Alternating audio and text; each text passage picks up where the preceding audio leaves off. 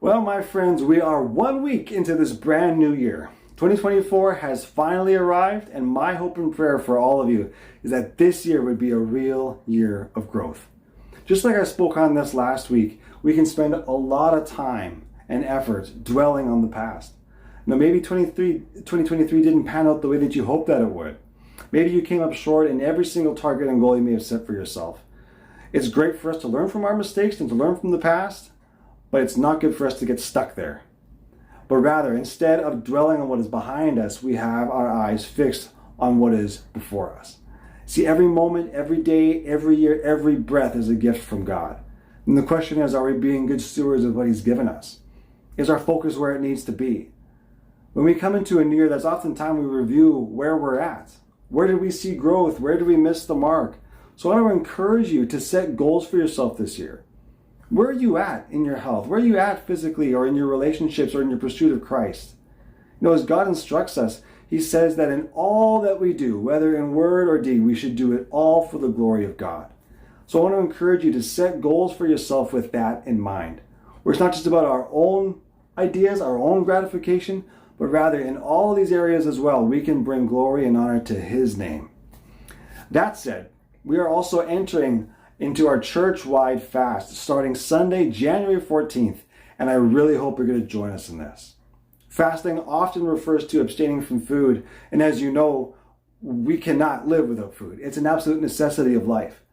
But often, especially in our world, we consume food not out of necessity, but rather out of preference and comfort. We rarely deny our flesh its desires when it comes to food. So I would encourage you to incorporate food into your fast. And that can look a number of different ways. It could be as simple as you just skipping a particular meal every single day.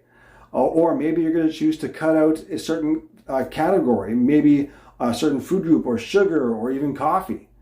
Whatever it is, make sure that it's something that will stretch you. You know yourself and you know the things that you maybe hold on to a little too tightly. You know the things that you may feel like you cannot live without. Stretch yourself this season. You know, another area of fasting is in all of the various things that we give ourselves to. And maybe you spend a lot of time watching sports or on social media or playing video games. Whatever it is, I would encourage you to incorporate something like that as well into your fast. But understand that when we're choosing to fast something, we aren't looking to replace it with something else or something similar. So if you're a big consumer of watching movies on Netflix, it's not really a fast if you're saying, I'm going to give up Netflix for these 3 weeks, but I'll just go on YouTube instead. The goal in this is that we would take that time that we would have used for ourselves and we're giving it back to Him. Along with whatever you're fasting, put a plan in place that you'll spend time in prayer. Put a reading plan in place as you work through your Bibles or some sort of a Bible study. Your flesh will not enjoy those 3 weeks. But we also know that we aren't called to live by the flesh, but rather by the Spirit.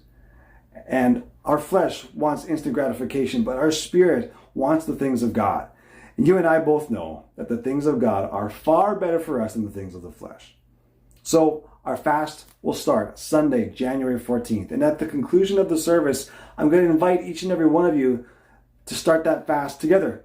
I'll invite you to come on up and write down the things that you're choosing to let go of, the things that you're choosing to fast.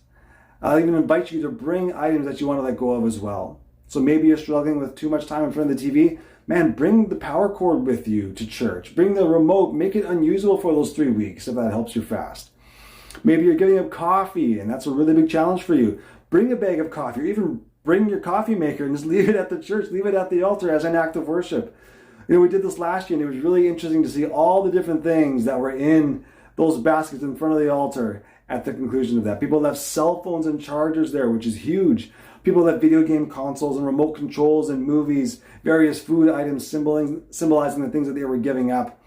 So take this week to reflect and pray about what it is that you should be fasting. And together, we'll write those things down on pieces of paper and pin them to the cross, or leave those items at the foot of the cross, again, as an act of worship. And together, as a church body, we can start our fast together as we start this brand new year in pursuit of Him. My prayer for you is that in this year that we would see such growth in our pursuit of knowing Him.